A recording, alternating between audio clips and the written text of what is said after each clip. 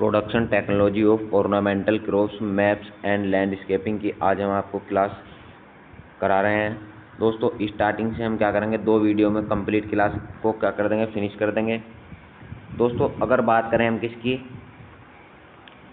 Ornamental plant की, इसकी बात करें ऑर्नामेंटल प्लांट की। दोस्तों ऑर्नामेंटल क्या होता है, ऐसा कोई भी पौधा हो सकता है जो हमारे सजावट के काम आता है। सुंदरता बढ़ाने के लिए जिस भी पौधे का हम प्रयोग कर सकते हैं उसे ऑर्नामेंटल प्लांट बोलते हैं। वो झाड़ी भी हो सकता है, पेड़ भी हो सकता है, पौधा भी हो सकता है और कांटेदार कुछ भी हो सकता है।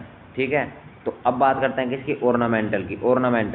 तो ऑर्नामेंटल की बात करें तो हॉर्टिकल्चर की क्या है, एक ऐसी शाखा है, एक ऐसी शाखा है जो सजावटी और शोभाकारी पौधों का क्या करती है, अध्ययन करती है। तो मैंने आपको बताया ऑर्नामेंटल क्या है। ऑर्नामेंटल कोई भी ऐसे प्लांट पौधे आ सकते हैं जो सजावट के रूप में प्रयोग किए जाते हैं। उसी के अंदर ऑर्नामेंटल की बात करें तो ऐसे सजावटी और शोभाकारी पादपों का मतलब झाड़ी भी हो सकता है, वृक्ष कुछ भी हो सकता है, जो सुंदरता बढ़ाने के पर्पज से प्रयोग किए जाते हैं, ऑर्नामेंटल कहलाते हैं। ठीक है, अगर हम बात करें इम्पोर्टेंस ऑफ ऑर्नामेंटल क्रॉप कि ऑर्नामेंटल क्रॉप यानी सुंदरता बढ़ाने वाले पौधों के क्या क्या इंपॉर्टेंस हो सकते हैं। तो दोस्तों पहला क्या कि ये सजावट के रूप में प्रयोग किए जाते हैं। क्या किए जाते हैं, सजावट के रूप में ऑर्नामेंटल प्लांट्स यूज किए जाते हैं, क्योंकि हिंदी इसकी है कि सजावट के रूप में प्रयोग किए जाते हैं। ठीक है, उसके बाद अगर बात करें तो गांव की जो प्रकृति है उसे क्या कर देते हैं, सुंदर बना देते हैं। गांव की प्रकृति को सुंदर बना देते हैं। प्रदूषण को भयंकर रूप से पेड़ पौधे क्या करते हैं, कम करते हैं और सुंदरता बढ़ाते हैं। उसके साथ साथ गांव के भवनों, कोठियों, कार्यालयों, विद्यालयों, पिकनिक स्थलों आदि पर क्या करते हैं, बहुत ही सुंदरता बड़ा दृश्य बनाते हैं ऑर्नामेंटल प्लांट्स। उसके बाद बात करें दूसरे महत्व की, दूसरे लाभ की। दोस्तों मनोरंजन के लिए ऑर्नामेंटल प्लांट्स बहुत ही क्या हैं, लाभदायक हैं। और मनोरंजन के लिए और उसके अलावा गृह वाटिका में भी हम लगाकर इनसे अच्छा लाभ ले सकते हैं। ठीक है, अगर बात करें घरेलू महिलाओं और छायों के लिए यह क्या है, छात्रों के लिए बहुत ही आवश्यक है। क्योंकि घरेलू महिलाएं क्या करती हैं, बहुत सारा काम करती हैं, तो थक जाती हैं, तो पेड़ पौधे उन्हें ज़रूर होने चाहिए। वो थोड़ा थकने के बाद अगर सुंदरता भरे पेड़ पौधों को क्या करेंगी, देखेंगी, तो उनकी परेशानी कम हो जाएगी, टेंशन क्या हो जाएगी, तनाव कम हो जाएगी। उसके बाद तीसरे महत्व की बात करें तो आध्यात्मिक और धार्मिक महत्व है ऑर्नामेंटल प्लांट्स का। क्या है, आध्यात्मिक और धार्मिक महत्व। तो दोस्तों जब से हमारे ग्रंथ बने हैं तभी से उन ग्रंथों में क्या है, ऑर्नामेंटल प्लांट सजावटी पौधों को का वर्णन पहले से ही किया गया है। अगर बात करें ऑर्नामेंटल प्लांट्स की तो ऑर्नामेंटल प्लांट्स में दोस्तों हमारा जो धर्म ग्रंथ है श्रीमद् भागवत गीता, उसमें आपने देखा होगा भगवान श्री कृष्ण को कदम्ब का वृक्ष बहुत ज़्यादा प्रिय था। किसे प्रिय था, भगवान श्री कृष्ण को। दोस्तों इसका कहने का तात्पर्य यह है कि प्राचीन काल से ही ऑर्नामेंटल के क्षेत्र में काफ़ी ज़्यादा ध्यान दिया जाता रहा है। उसी तरीके से अगर बात करें तो अशोक का जो पेड़ था वो कामदेव जी से संबंधित है, कामदेव भगवान से। पलाश का जो वृक्ष है वो भगवान बुद्ध से संबंधित है। और कचनार का जो वृक्ष है वो धन और सौभाग्य की देवी माता लक्ष्मी जी से संबंधित है। तो ये सारे क्या हैं, ऑर्नामेंटल प्लांट्स हैं जो कि हमारे पुराणों में मिलते हैं। इसका कहने का मतलब मेरा ये है कि प्राचीन काल से ही ऑर्नामेंटल पर ध्यान दिया जाने लगा था। नीलकमल की बात करें तो भगवान विष्णु जी से क्या है, संबंधित है। ठीक है, बात करें इसके अगले महत्व की तो क्या है, ऑर्नामेंटल प्लांट्स का आर्थिक महत्व हो सकता है। आधुनिक युग में फूल आय का एक क्या है, स्रोत है। मुंबई, चेन्नई, बेंगलुरु शहरों में 50% से अधिक फूलों का उपयोग क्या करते हैं, गजरा बनाने में करते हैं, वेणी बनाने में, मालाएं बनाने में। दोस्तों कोई भी किसान क्या करता है, अगर ऑर्नामेंटल प्लांट्स का उत्पादन करता है तो सुंदरता बढ़ने के साथ साथ वो अच्छा उत्पादन भी कर सकता है। उसकी मालाएं बनाकर बेच सकता है, गजरा बनाकर बेच सकता है, बुके बनाकर बेच सकता है। दोस्तों बुके क्या होते हैं, बहुत सारे फूलों का एक गुच्छा बनाकर उसका क्या एक गुच्छा बंच, उसे बुका बोलते हैं, बुका तैयार किया जाता है। और अगर नेक्स्ट बात करें तो दोस्तों ऑर्नामेंटल प्लांट्स में कुछ औषधीय गुण भी होते हैं। क्या होते हैं, कुछ औषधीय गुण भी ऑर्नामेंटल प्लांट्स में होते हैं। ठीक है, तो जैसे कि अफीम, ईसाबोल, सर्पगंधा, सनाई, ये क्या हैं, ये सारे जो हैं पौधे सुंदरता के साथ साथ क्या करते हैं, आपकी औषधीय गुण भी इसमें पाए जाते हैं, औषधीय गुण के लिए भी प्रयोग किए जाते हैं। अगर बात करें स्कोप की तो स्कोप यानी कि दोस्तों आने वाले भविष्य में ऑर्नामेंटल सुंदरता बढ़ाने वाले पौधों का हमारे देश में क्या भविष्य हो सकता है उसके बारे में हम चर्चा करेंगे। तो हमारे देश में विभिन्न प्रकार की भूमि पाई जाती है, सभी तरह के लगभग जलवायु हमारे यहाँ पाई जाती है। कहीं टेम्परेट भी पाई जाती है, ट्रॉपिकल भी पाई जाती है, लेकिन पूरे भारत की बात करें तो सभी तरह की पाई जाती है। और यहाँ पर अलग अलग प्रकार के वृक्ष, झाड़ी, लताएँ क्या करते हैं, उगते हैं। ठीक है, तो फूलों की बड़ी आसानी से क्या किया जा सकता है, किसी भी फूल को बड़ी आसानी से उगाया जा सकता है। अगर बात करें भविष्य के तो मतलब स्कोप की बात कर रहे हैं हम भविष्य की। तो जब सभी प्रकार की जलवायु पाई जाती है तो फूलों को उगाने में कोई समस्या नहीं होगी। अलग अलग क्षेत्र में हम आसानी से क्या कर सकते हैं, इसमें भविष्य तराश सकते हैं। उसके बाद बात करें अनेक पुष्प, जैसे कि कैना, लिली, ट्यूबरोज, यूचेरिस, जरबेरा आदि क्या करते हैं, समुद्री जहाज़ों के द्वारा विदेश को हम भेज सकते हैं। ये सारे दोस्तों प्रोटेक्टेड कल्टीवेशन वाले फ्लावर हैं और इनकी इनकम भी क्या होती है, इनसे बहुत ज़्यादा होती है। तो इन्हें क्या कर सकते हैं, हम एक्सपोर्ट कर सकते हैं और एक विदेशी इनकम इनसे ले सकते हैं। अब नेक्स्ट बात करें गुलाब, चमेली, ट्यूबरोज आदि फूलों से क्या बना सकते हैं, इत्र बना सकते हैं। दोस्तों जैसे आपने देखा होगा उत्तर प्रदेश में एक जगह है क्या, कन्नौज। उत्तर प्रदेश में क्या है एक जगह, कन्नौज। तो इत्र नगरी, जिसे क्या कहा जाता है, इत्र नगरी कहा जाता है। तो फूलों से हम क्या कर सकते हैं, इत्र उत्पादन कर सकते हैं और उसे अच्छी कीमत पर क्या कर सकते हैं, बेच सकते हैं। अब बात करें importance medicinal and aromatic plants. देखिए दोस्तों, मेडिसिनल का मतलब होता है औषधीय पौधे, यानी हमारे रोगों को दूर करने के पर्पज से जो पौधे यूज किए जाते हैं वो मेडिसिनल कहलाते हैं। एरोमेटिक का मतलब होता है सुगंधित, यानी कि ऐसे पौधे जिनसे सुगंध मिलती है उन्हें क्या कहा जाता है, एरोमेटिक प्लांट्स कहा जाता है। इससे पहले मैंने आपको पढ़ा है ऑर्नामेंटल प्लांट्स। ऑर्नामेंटल प्लांट्स का मतलब होता है सुंदरता बनाने वाले, मेडिसिनल का मतलब होता है रोगों को दूर करने वाले और एरोमेटिक का मतलब होता है सुगंधित पौधे। तो दोस्तों इनके महत्व की अब हम बात करेंगे। तो रोग निवारण हेतु इनका प्रयोग किस लिए किया जाता है, रोग निवारण हेतु। दोस्तों मेडिसिन का मतलब होता है दवा, तो दवा वाले जो पौधे होंगे उनका उपयोग हम किस लिए करेंगे, रोग निवारण के लिए।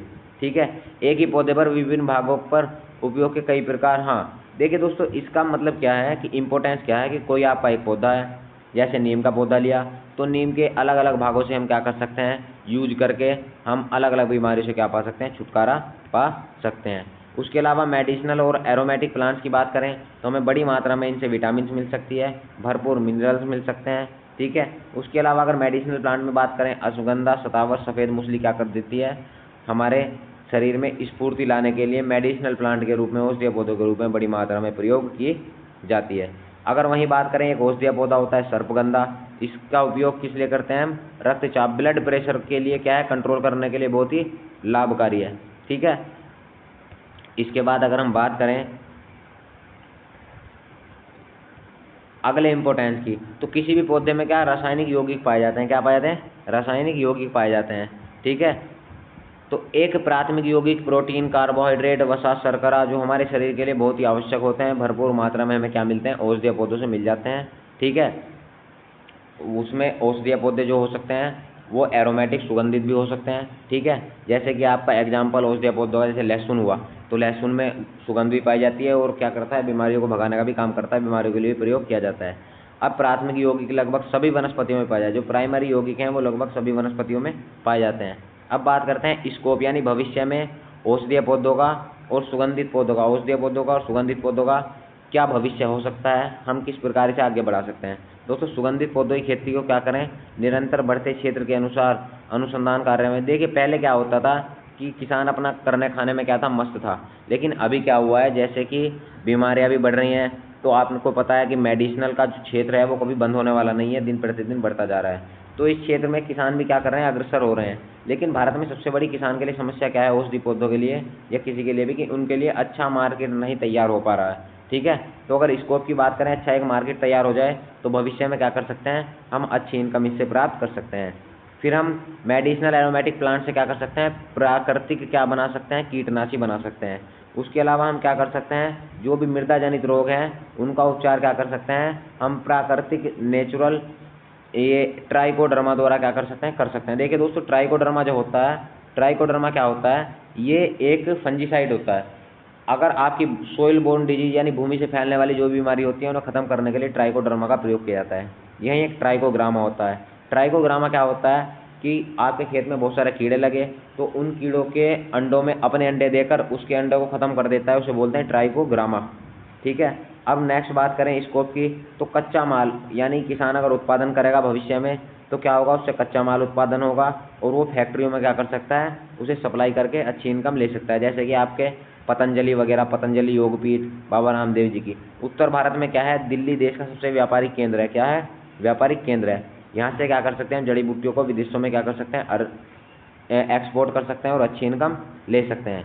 अब दोस्तों शुरू करते हैं दूसरा topic, hort 222 production technology ornamental crops map and landscaping का दूसरा टॉपिक। अगर बात करें सेकंड टॉपिक की, तो सेकंड टॉपिक क्या है, लैंडस्केपिंग।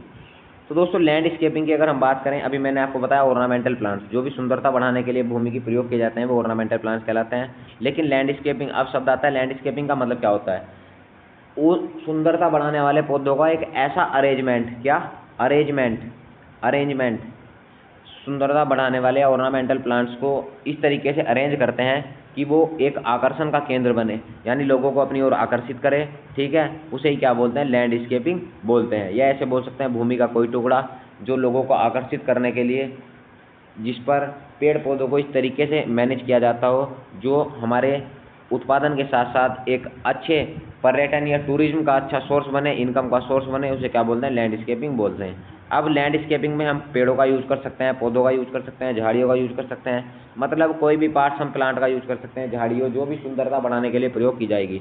तो अब बात करें इंपॉर्टेंस ऑफ लैंडस्केपिंग की, यानी लैंडस्केपिंग के क्या क्या इंपॉर्टेंस हो सकते हैं। तो दोस्तों अगर पहला बात करें इंपॉर्टेंस ऑफ लैंडस्केपिंग की, तो घर की क्या कर सकते हैं, सुंदरता को बढ़ा सकते हैं। क्या कर सकते हैं, घर की सुंदरता को बढ़ा सकते हैं। अभी दोस्तों क्या होता है कि अभी लोगों के पास जैसे शहरों में मकान बनाते हैं तो वहाँ पे जगह बहुत कम रहती है, तो छतों पर क्या गार्डन बनाना लोगों ने छोटा छोटा स्टार्ट कर दिया है, जिससे क्या होता है उन्हें घर में ही क्या मिल जाता है, इसका आनंद मिल जाता है। तो दोस्तों सुंदरता, घरों की सुंदरता बढ़ाने के लिए घरों के आसपास भी गार्डन बना सकते हैं। उसके अलावा अगर बात करें अगले इंपॉर्टेंस की लैंडस्केपिंग के, तो प्रत्येक वर्ष क्या होती है, वायु शुद्ध होती है। क्या होती है दोस्तों, प्रत्येक वर्ष क्या होती है, वायु शुद्ध, लगभग 26 पौंड CO2 अवशोषित कर लेते हैं। पेड़ क्या कर लेते हैं, 26 पौंड CO2 अवशोषित कर लेते हैं और ऑक्सीजन को क्या करते हैं, वायुमंडल में छोड़ते हैं, इससे वातावरण को क्या करते हैं, शुद्ध करते हैं। दोस्तों देखिए पेड़ों का होना हमारे लिए कितना लाभदायक है कि पेड़ क्या करते हैं, जितनी भी जहरीली गैसें हैं उन्हें क्या कर लेते हैं, अवशोषित कर लेते हैं। लेकिन पेड़ों की मात्रा जब कम हो जाएगी तो इसका हमारे स्वास्थ्य पर क्या पड़ेगा, हानिकारक प्रभाव पड़ेगा। नेक्स्ट बात करें इंपॉर्टेंस लैंडस्केपिंग की, तो पेड़ों के साथ साथ तालाबों, झीलों आदि से भी क्या हो जाता है, प्रदूषण कम हो जाता है, क्योंकि हम उन्हें साफ सफाई करके रखेंगे, लोग देखने आएंगे तो क्या होगा, प्रदूषण भी कम हो जाएगा। अब बात करें पशुपालन संचालन में क्या है, इंपॉर्टेंट रोल प्ले करता है, पशुपालन के संचालन में क्या करता है, इंपॉर्टेंट रोल प्ले करता है। अब देखिए पशुपालन के संचालन में कैसे करता है, मान लो आपने क्या किया, आपने एक बीघा में लैंडस्केप गार्डन बनाया कोई, ठीक है, तो आपने ऐसी घास उसमें लगा दी कि वो उस पर फूल भी अच्छे आएँ, सुंदर आएँ, और उसके साथ साथ वो पशुओं को जो आप चारा भी खिलाते रहें, तो उससे दो काम आपके हो जाएंगे।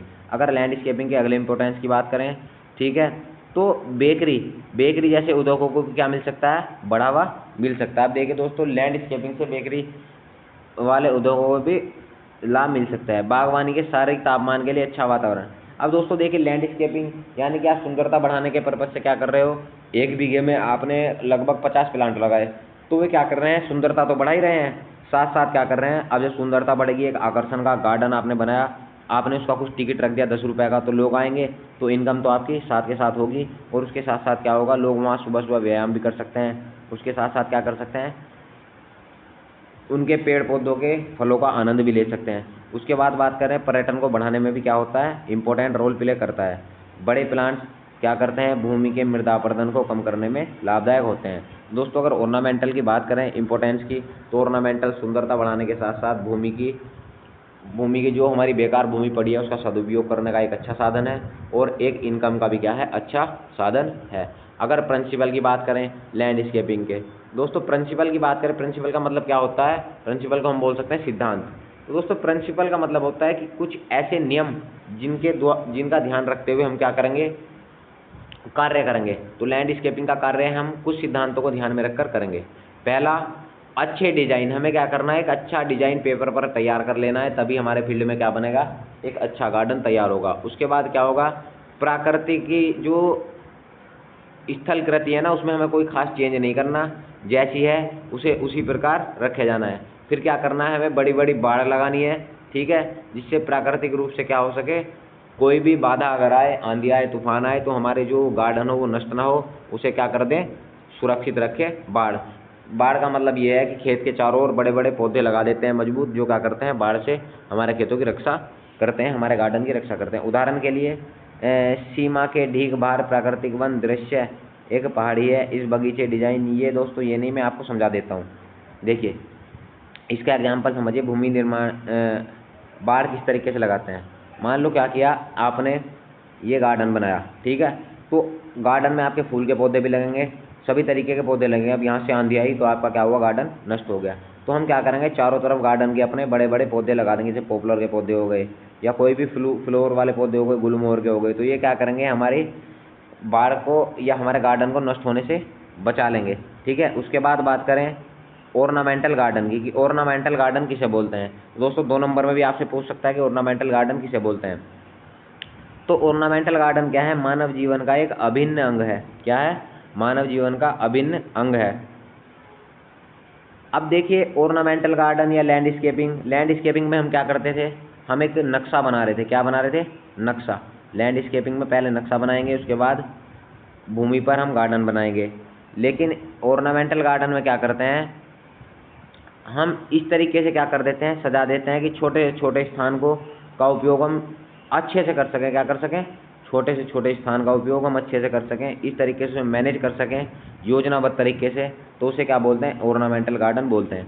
ऑर्नामेंटल गार्डन और दोस्तों लैंडस्केपिंग में कोई खास अंतर नहीं है। ठीक है। लैंडस्केपिंग में हम नक्शा तैयार करते हैं, ऑर्नामेंटल गार्डन में इतना विशेष ध्यान नक्शे वगैरह पर नहीं दिया जाता। ठीक है। अगर बात करें ऑर्नामेंटल गार्डन की, तो ऑर्नामेंटल गार्डन में हम क्या करते हैं, योजना बनाने के लिए सबसे पहले हम क्या करते हैं, एक योजना बनाते हैं। ठीक है। यानी कागज़ पर बनाएंगे। जब हमारी योजना कागज़ पर पास हो जाएगी, नक्शा बन जाएगा, जैसे हम मकानों का नक्शा बनवाते हैं, तब हम उसे क्या करेंगे, ज़मीन पर उतार लेंगे। ठीक है। अब फिर उसमें कागज़ नक्शे में क्या करेंगे, हम ध्यान देंगे कुछ स्थायी संरचनाएं, कुछ अस्थायी संरचनाएं, सिंचाई के साधन, बिजली की व्यवस्था, सभी के अनुसार क्या करेंगे, हम संरचना बना लेंगे। ठीक है।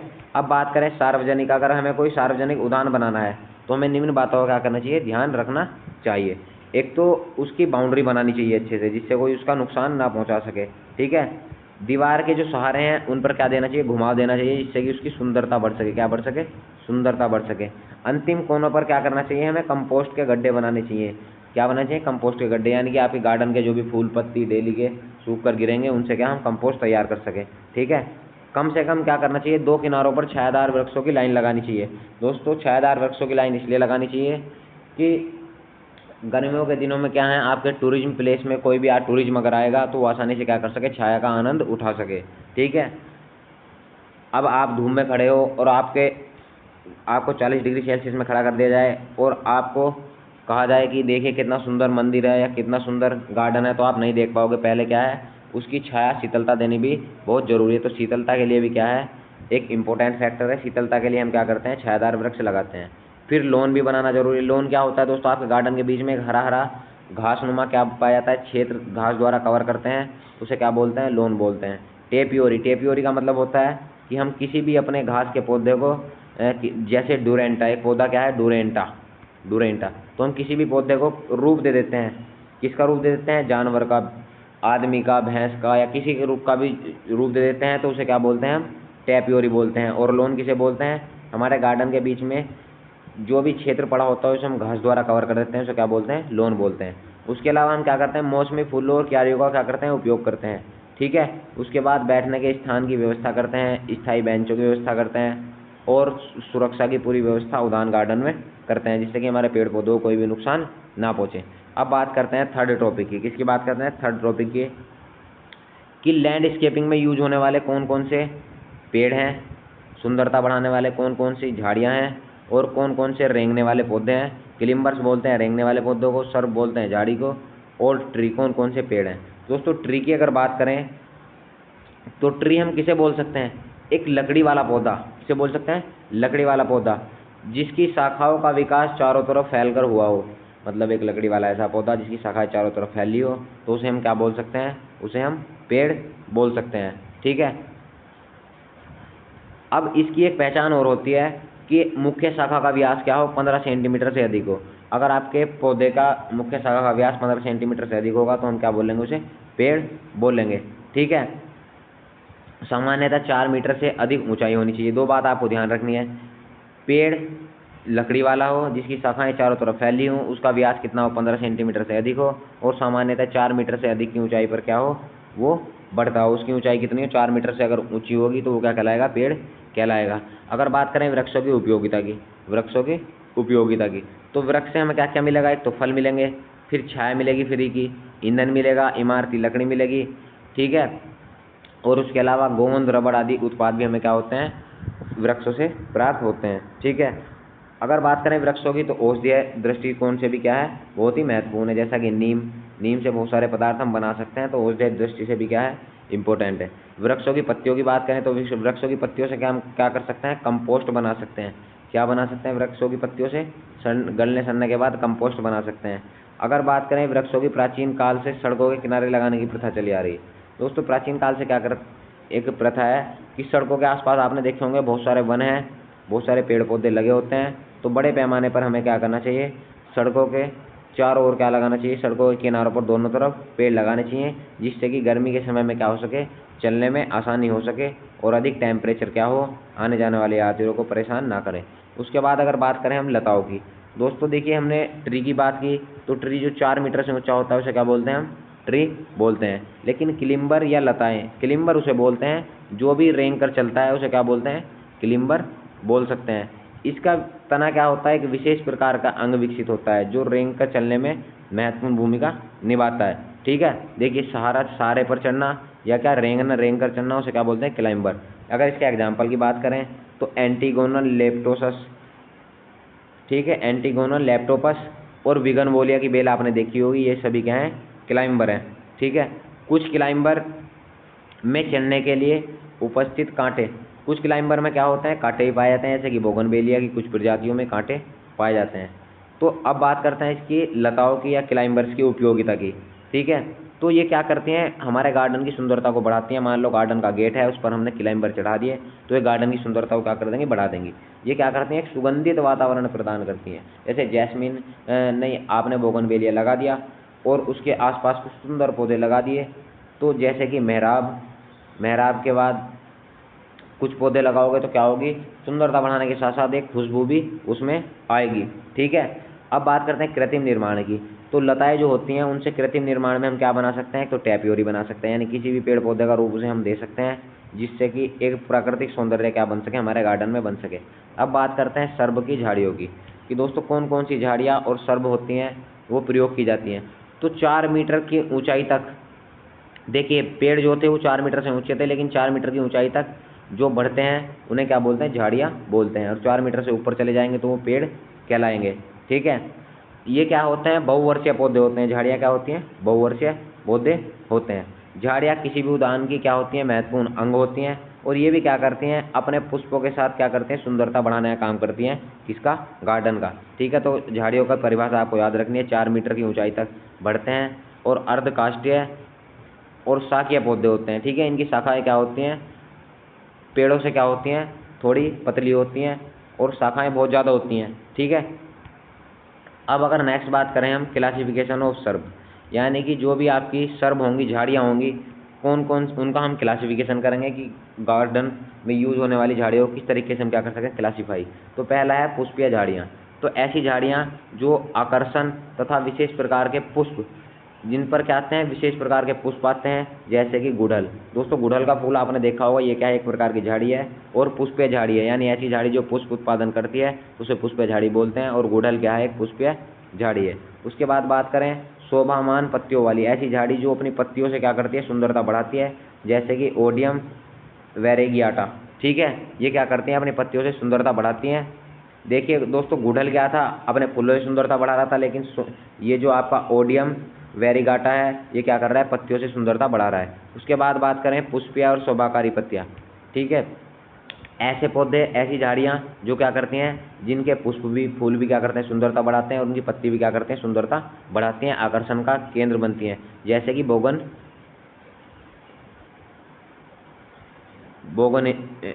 बिगोनिया, क्या बोल सकते हैं,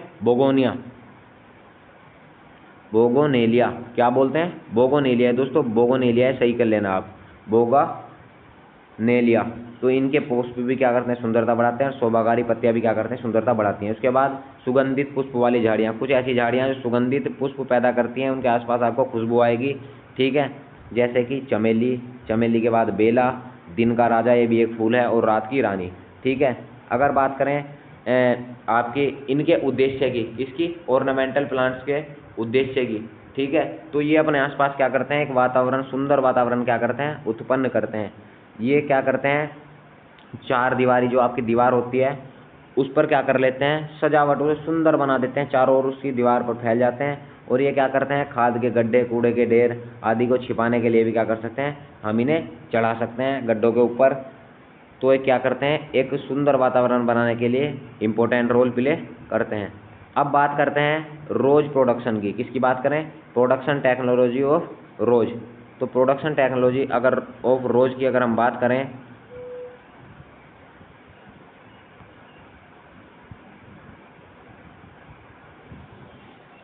तो रोज का दोस्तों साइंटिफिक नेम क्या होता है, रोजा इंडिका। क्या होता है, रोजा स्पेसीज क्या होता है, साइंटिफिक नेम होता है। फैमिली रोजेसी होती है। और इसका ओरिजिन प्लेस क्या है, भारत। भारत नहीं है दोस्तों, रोज का जो ओरिजिन प्लेस है वो आपको क्या लगाना है, चाइना। क्या है, चाइना है। ठीक है। अगर बात करें दो तरीके के आपके गुलाब पाए जाते हैं। पहला गुलाब जो है उसका साइंटिफिक नेम की अगर हम बात करें तो उसका रोजा इंडिका है, जिसका जन्म स्थान भारत है। एक का नाम क्या है, रोजा चाइनेंसिस। चाइनेंसिस। तो रोजा इंडिका का जन्म स्थान भारत और रोजा चाइनेंसिस का क्या है, वो चाइना। ठीक है। तो अगर बात करें तो फूलों का क्या कहा जाता है, गुलाब को राजा कहा जाता है। अब ये काम किसके आता है, एक तो सुंदरता बढ़ाने का काम आता है और सुगंध बनाने का काम आता है, क्योंकि इससे हम क्या करते हैं, इत्र भी बनाते हैं। और एक प्यार का संकेत देने के लिए किसका प्रयोग किया जाता है, गुलाब का प्रयोग किया जाता है। अगर हम उपयोग की बात करें, गुलाब के उपयोग की बात करें तो गुलाब का जो उपयोग है दोस्तों वो किसके लिए होता है, एक तो गमलों में लगाने के लिए भी कर सकते हैं, क्योंकि छोटी वैरायटियाँ कुछ इसकी आती हैं, उसे गमलों में लगा सकते हैं। गुलाब जल बनाने के काम आता है, इत्र बनाने के काम आता है यानी परफ्यूम, गुलाकंद बनाने के काम आता है। दोस्तों गुलाकंद में बता दूं कि 1:1 के अनुपात में चीनी और गुलाब की पत्तियां मिलाकर गुलाकंद बनाया जाता है। उसके बाद गुल रोमल बनाने का काम आता है और विटामिन भी हमें क्या होती है, इससे प्राप्त होती है। अगर बात करें गुलाब की तो गुलाब में क्या होता है दोस्तों, एस्कार्बिक अम्ल बड़ी मात्रा में पाया जाता है। क्या पाया जाता है, एस्कार्बिक अम्ल बड़ी मात्रा में पाया जाता है। अब अगर हम इसकी बात करें वानस्पतिक विवरण की तो इसका तना क्या होता है, कांटेदार। वानस्पतिक विवरण का मतलब होता है हम उसका गहन अध्ययन करें, उसके आंतरिक भागों का थोड़ा बहुत हम क्या करें, उसके आंतरिक भागों का भी हम बार बार से अध्ययन कर रहे थे, लेकिन जब वानस्पतिक भाग करेंगे तो थोड़ा बहुत हम उसे डिटेल में पढ़ेंगे। तो वानस्पतिक विवरण की अगर बात करें तो इसका तना कैसा होता है, कांटेदार होता है। पत्तियों को जो क्या करता है, बारी बारी से चारों तरफ से घेरे होता है। ठीक है। पत्तियां किनारे से क्या होती हैं, कांटेदार होती हैं। पत्तियों पर भी एक छोटा सा कांटा निकला होता है। अब ये देखिए ये क्या है, जैसे गुलाब की ये पत्ती है तो यहाँ भी छोटा सा कांटा निकला होगा और यहाँ डंठल पे तो निकला ही होगा। ठीक है। अगर बात करें गुलाब के लिए क्लाइमेट की, किसकी बात करें, क्लाइमेट की, जलवायु की, तो दोस्तों गुलाब के लिए 20 से 25 डिग्री सेल्सियस टेम्परेचर क्या रहता है, उपयुक्त रहता है। 20 से 25 डिग्री सेल्सियस उपयुक्त रहता है। अधिक टेम्परेचर होगा तो भी इसके क्या होते हैं, फूल मुरझा जाते हैं। बेस्ट टेम्परेचर जो रहेगा वो 20 से 25 डिग्री सेल्सियस रहेगा। और दोस्तों अगर ह्यूमिड आपका बारिश वाला मौसम होगा तो इसमें फफूंदी लग जाती है। क्या लग जाती है, फफूंदी, और पाउडर फॉर्म में पाउडरी मिल्ड्यू की समस्या इसमें आने लगती है। तो हमें ध्यान रखना है 20 से 25 डिग्री सेल्सियस टेम्परेचर रखना है। और वातावरण में ज़्यादा आर्द्रता भी क्या हो सकती है, नुकसानदायक हो सकती है।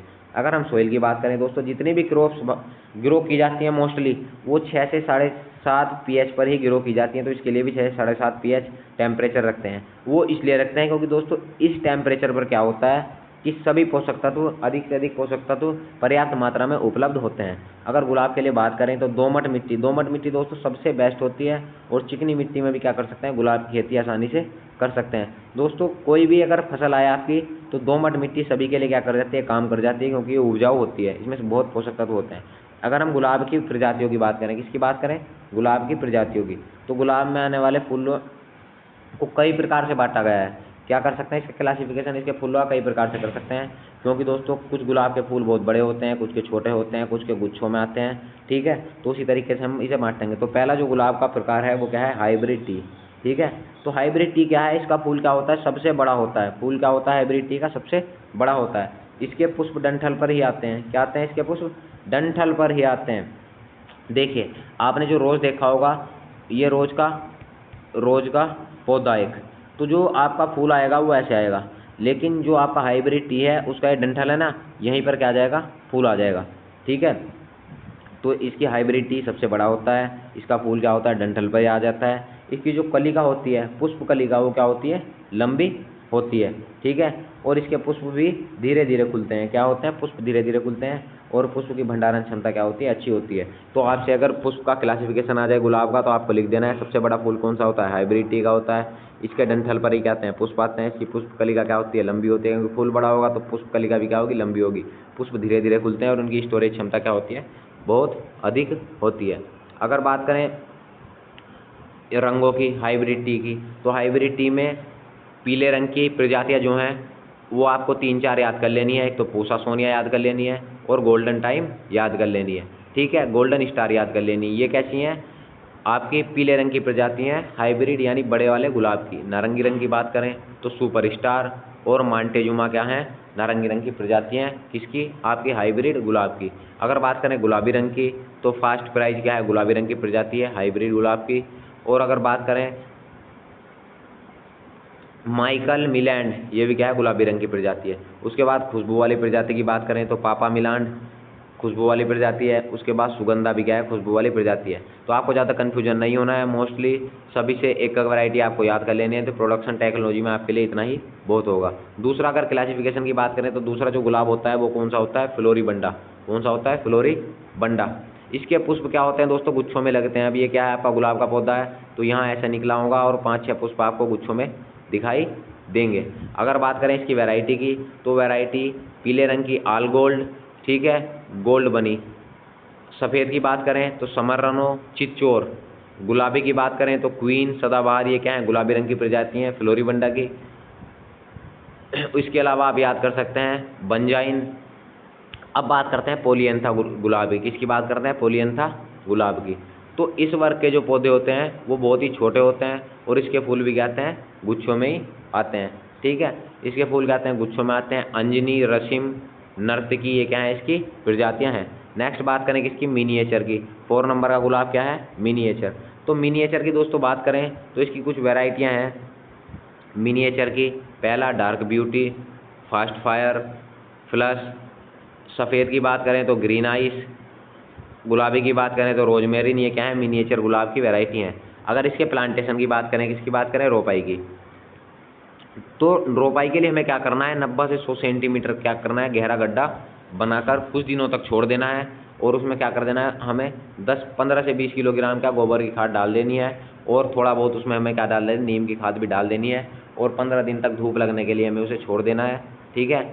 उसके बाद हम क्या करते हैं? गुलाब के खेत में सिंचाई की बात आती है। तो सिंचाई हमें क्या करनी चाहिए? जाड़ों में दोस्तों 10 से 15 दिन के अंतर पर करनी चाहिए। और गर्मियों में हर 5वें और 6ठे दिन हमें क्या करनी चाहिए? इसकी सिंचाई करते रहना चाहिए। और सिंचाई में हमें विशेष ध्यान ये देना चाहिए कि हमें खरपतवारों का नियंत्रण करना चाहिए, छटाई करनी चाहिए, पुष्प की कटाई करते रहना चाहिए। क्योंकि आप क्या करोगे? खरपतवार नहीं निकालोगे तो आपके प्रोडक्शन पर हानिकारक प्रभाव पड़ेगा। आप इसकी काट छाट नहीं करोगे तो भी क्या होगा? इसकी फ्लोरिंग की में समस्या आ जाएगी और अनावश्यक ब्रांचें निकलेंगी, वो वेजिटेटिव ग्रोथ करेंगी, तो आपकी फ्लोरिंग की जो प्रोडक्शन होगा वो कम हो जाएगा। उसके बाद क्या हो जाएंगे? पुष्प की कटाई भी आपको करते रहना चाहिए। अब बात करते हैं फूलों की ग्रेडिंग की। दोस्तों ग्रेडिंग का मतलब होता है कि आप आप खेत से सारे फूल एक जगह भर के ले आए। अब आप क्या करोगे? इन्हें ग्रेड में बांट लोगे। ए ग्रेड के मोल के लिए, उससे कुछ ख़राब होंगे वो आप मार्केट में बेचने के लिए, और उससे कुछ ख़राब होंगे वो गुलाकंद बनाने के लिए। तो ग्रेडिंग करते हैं, ठीक है।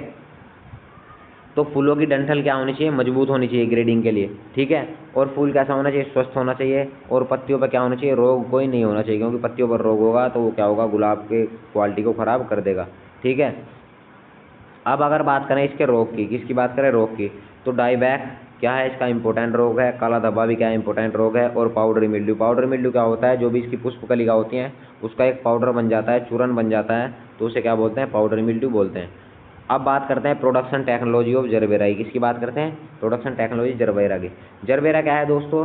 पॉली हाउस में ग्रो होने वाला, प्रोटेक्टेड कल्टीवेशन में ग्रो होने वाला एक कट फ्लावर है, जो कि डंठल के साथ तोड़कर क्या किया जाता है? पैक किया जाता है और मार्केट में बेचा जाता है। एक अच्छी इनकम का सोर्स है। अगर बात करें जरबेरा की बॉटनिकल नेम की, तो जरबेरा जेम्सोनी इसका बॉटनिकल नेम है। इसकी फैमिली की बात करें तो कंपोजिटी या एस्टेरेसिसी फैमिली है। दोस्तों कंपोजिटी सूरजमुखी की फैमिली का ही ये मेंबर है। अगर बात करें इसके ओरिजिन प्लेस की, तो एशिया, दक्षिण अफ्रीका, तंजानिया क्या है? ओरिजिन प्लेस है जरबेरा का, ठीक है। अगर इसकी बात करें शब्द की, जरबेरा शब्द कहाँ से आया? तो एक वैज्ञानिक थे जर्मन के, जिनका नाम क्या था? टी जर्बर। उन्होंने क्या किया? उनके नाम पर ही क्या हुआ? इसके नाम जरबेरा पड़ा। अगर जरबेरा के यूज की बात करें तो जरबेरा का जो यूज है वो व्यावसायिक यानी कॉमर्शियली रूप से क्या किया जाता है, प्रयोग किया जाता है। क्योंकि दोस्तों आप कोई भी किसान क्या करेगा, पॉली हाउस लगाएगा, तो पॉली हाउस में उसके 35 से 40 लाख रुपए 1 एकड़ में लग जाएंगे और फिर वो क्या करेगा, एक अच्छी क्रॉप देखेगा। तो जरबेरा क्या है, पॉली हाउस के अंदर प्रोटेक्टेड कल्टीवेशन के अंदर ग्रो की जाने वाली एक अच्छी क्रॉप है, ठीक है, जो अच्छी इनकम किसानों को दे सकती है। अगर बात करें वानस्पतिक विवरण की, इसकी बात करें वानस्पतिक विवरण की, तो दोस्तों इसका पौधा क्या है, इसके पौधे पर तना नहीं पाया जाता। क्या नहीं पाया जाता, तना नहीं पाया जाता। सीधा का सीधा क्या हो जाता है, उस पर फूल ही लग जाता है। और ये क्या होता है दोस्तों, बहुवर्षीय होता है, यानी एक बार लगाने के बाद 2-3 बार आप इससे फूल ले सकते हैं। इसकी पत्तियां घुमावदार होती हैं। कैसी होती हैं पत्तियां इसकी, ये हैं, तो इसकी पत्तियां कैसी होती हैं, ऐसे घूमी हुई होती हैं, घुमावदार होती हैं, ठीक है। पुष्प की बात करें तो डंडी लंबी पतली और पत्ती रहित होती है। अगर हम जरबेरा के क्षेत्रफल की बात करें, किसकी बात करें, क्षेत्रफल की, तो दोस्तों इसके लिए क्या चाहिए, लो टेम्परेचर चाहिए। अगर हमें ओपन में ग्रो करना है तो हिमाचल और जम्मू कश्मीर में क्या हो जाता है, ओपन में ग्रो हो जाता है, क्योंकि वह 12 महीने ठंड बनी रहती है। लेकिन अगर हम इसे क्या कर रहे हैं, अगर हम इसे पंजाब में, दिल्ली में, उत्तराखंड में, पश्चिम बंगाल में ग्रो कर रहे हैं, तमिलनाडु में, तो हमें क्या करना पड़ेगा, पॉली हाउस लगाना पड़ेगा और वहीं पर क्या करना पड़ेगा, टेम्परेचर हमें कंट्रोल करना पड़ेगा। अगर हम इसकी जलवायु की बात करें, किसकी बात करें, जलवायु की, तो अच्छे फूल प्राप्त करने के लिए हमें क्या करना चाहिए, 50% प्रकाश। अब देखिए दोस्तों, मतलब मैंने आपको कहा कि प्रोटेक्टेड कल्टीवेशन में हम इसे उगाते हैं, मतलब सूरज से जो भी धूप आएगी तो हमें क्या करना है, जैसे आपने देखा होगा मच्छर को भगाने वाली मच्छरदानी होती है, उसी तरीके के हम नेट हाउस का प्रयोग करेंगे। इसका नेट हाउस का, जिसमें 50% धूप छन के नीचे आ जाए और 50% क्या हो जाए, ऊपर ही रुक जाए। तो दोस्तों नेट हाउस के लिए क्या है, हमें इसके लिए जरबेरा के लिए छना हुआ प्रकाश चाहिए, तो हम नेट हाउस में क्या करते हैं, इसकी खेती करते हैं। जरबेरा के लिए बात करें तो दिन का टेम्परेचर जो होना चाहिए वो 22 से 25 डिग्री सेल्सियस और रात का टेम्परेचर 10 से 16 डिग्री सेल्सियस होना चाहिए। अगर सोइल की बात करें जरबेरा के लिए, तो दोस्तों हम क्या करते हैं, इसे 90 सेंटीमीटर चौड़ी और 20 से 25 सेंटीमीटर ऊंची बेड पर लगाते हैं, जिससे कि अगर बेड पर पानी आ जाए तो आवश्यकता से अधिक पानी क्या हो, उसका जल निकास हो जाए। तो हमें क्या करना चाहिए, ऐसी भूमि की ज़रूरत होती है जिसका जल निकास अच्छा हो, जो दोमट हो, उपजाऊ हो, ठीक है। अगर बात करें सोइल पीएच की, मैं आपको बता चुका हूँ कॉमन है, 6.5 से 7.5 पीएच की भूमि सभी के लिए प्रयोग कर सकते हैं। अगर बात करते हैं हम किसकी, इसकी वैरायटी होगी, किसकी बात करते हैं, वैरायटी होगी, तो जो जरबेरा की वैरायटी है वो एक मिक्स, पैराडे, रेजिना, अल्समीटा, रोजेटा, गोल्ड स्पॉट, ये सभी क्या हैं, जरबेरा की वैरायटी हैं। अगर बात करें हम किसकी, पौधरोपण की, किसकी बात करें, पौधरोपण की, तो दोस्तों जरबेरा का जो पौधरोपण है वो हम कब कर सकते हैं, जनवरी से जुलाई में कर सकते हैं। कब कर सकते हैं, जनवरी से जुलाई में, ठीक है। वैसे बेस्ट जो रहता है वो जनवरी से मार्च रहता है। अगर बात करें हम इसके खाद उर्वरक की, किसकी बात करें, खाद उर्वरक की, तो इसकी वानस्पतिक वृद्धि के लिए क्या है, नाइट्रोजन, फास्फोरस, पोटास की 10-15-20 यानी 10 ग्राम, 15 ग्राम और 20 ग्राम प्रति पौधे के हिसाब से, प्रति मीटर के हिसाब से हमें प्रयोग करना चाहिए। यानी कि 1 मीटर जगह है, ये 1 मीटर जगह है, जितने पौधे लगे हुए हैं उसमें 10 ग्राम क्या डाल लेंगे, नाइट्रोजन डाल लेंगे, 10 ग्राम फास्फोरस डाल लेंगे, 10 ग्राम पोटास। दोस्तों मैं नाइट्रोजन की बात कर रहा हूँ, ना कि यूरिया की, फास्फोरस की बात कर रहा हूँ, जिसमें एसएसपी, डीएसपी, टीएसपी डाल सकते हैं, पोटास में म्यूरेट ऑफ पोटास वगैरह डाल सकते हैं, ठीक है। अब बात करते हैं इसकी सिंचाई की, किसकी बात करते हैं, सिंचाई की, तो दोस्तों रोपाई के पश्चात क्या करना चाहिए, 4 हफ्तों तक हमें क्या करना चाहिए, इसकी हल्की सिंचाई करनी चाहिए, जिससे कि इसका पौधा क्या कर सके, जड़ को आसानी से पकड़ सके, ठीक है। अगर बात करें तो 500 से 700 ml पानी प्रति दिन क्या पड़ती है, इसे आवश्यकता पड़ती है। अगर बात करें खरपतवार नियंत्रण की, तो हमें समय समय पर हाथ से क्या कर देनी चाहिए, निकाई गुड़ाई इसके लिए करती रहनी चाहिए। हमें क्या करना चाहिए दोस्तों, जो भी हमारे फूल वाले पौधे हैं तो उन्हें हम किस लिए यूज़ करते हैं, खुशबू के लिए, लेकिन अगर हमें उस पर किसी भी फंजीसाइड या पेस्टिसाइड का उपयोग कम से कम करना चाहिए, जिससे कि उसकी क्वालिटी मेंटेन रह सके। अगर बात करें इसके फूलों की तुड़ाई की, तो फूलों की 9 से 12 हफ्तों, यानी 12 की बात करें, 12 से 7 84, 12 हफ्ते कितने दिन हो गए, 84, तो 84 दिन के आसपास हम क्या कर सकते हैं, इस पर पुष्प आना क्या हो जाता है, स्टार्ट हो जाता है। और उसके 84 के लगभग 21 दिन, यानी कि बात करें 100 से 110 दिन के आसपास हम इसकी तुड़ाई कर सकते हैं। उपज की अगर हम बात करें तो प्रति वर्ग मीटर में 200 से 250 फूल हमें क्या हो जाते हैं, प्राप्त हो जाते हैं। अगर दोस्तों इसके फूल की बात करें तो लगभग 20 रुपये तक इसका फूल चला जाता है और 1 मीटर के आसपास, वर्ग मीटर के आसपास 200 से 250 फूल हमें प्राप्त होते हैं, ठीक है। अगर खुले में हम खेती करेंगे तो हमें क्या होंगे 180 से 225 फूल हमें प्राप्त होंगे। देखिए दोस्तों, खुले में खेती कहाँ करते हैं? हिमाचल प्रदेश में, जम्मू कश्मीर में, तो वहाँ प्रोडक्शन कम होगा। और अगर कंट्रोल कंडीशन में पॉली हाउस के अंदर करेंगे तो 200 से 250 फूल प्रति वर्ग मीटर हमें मिल जाएंगे। अगर इसके रोग कीट की बात करें, इसकी रोग कीट की रोग की बात करें तो पाउडरी मिल्ड्यू एक कवक जनित रोग इसमें लगता है, यानी कि जो फूल होता है इसका, उसका पूरा क्या बन जाता है? पाउडर बन जाता है। उसके बाद बात करें जड़ सड़ने की समस्या इसमें पाई जाती है, जो कि पीथियम स्पेसीज नामक फंगस के द्वारा होती है। जड़ सड़न का मतलब दोस्तों, जब पानी बहुत ज़्यादा अगर इसमें हो जाएगा, जल निकास की व्यवस्था नहीं होगी तो जड़ सड़ने लगेगी। उसके बाद कॉलर रूट की समस्या पाई जाती है। कीट की बात करें तो माइट्स के बाद थ्रिप्स। माइट्स क्या होता है दोस्तों? ये आपका पौधा है, यहाँ सफ़ेद सफ़ेद सी संरचना आपको कभी कभी अमरूद में देखने को मिलेगी, तो वो क्या बोलते हैं? माइट्स बोलते हैं।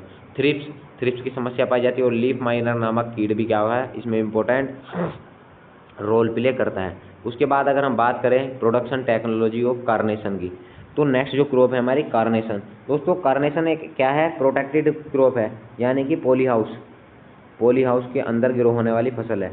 अब देखिए जरबेरा जो था, जरबेरा में क्या आ रहा था? ये आपका जरबेरा है, जरबेरा में सिंगल फूल आ रहा था। लेकिन कार्नेशन में हम क्या करते हैं? सिंगल फूल नहीं आता, इसमें हम मल्टी ब्रांच यानी ब्रांचों की संख्या बढ़ाते हैं।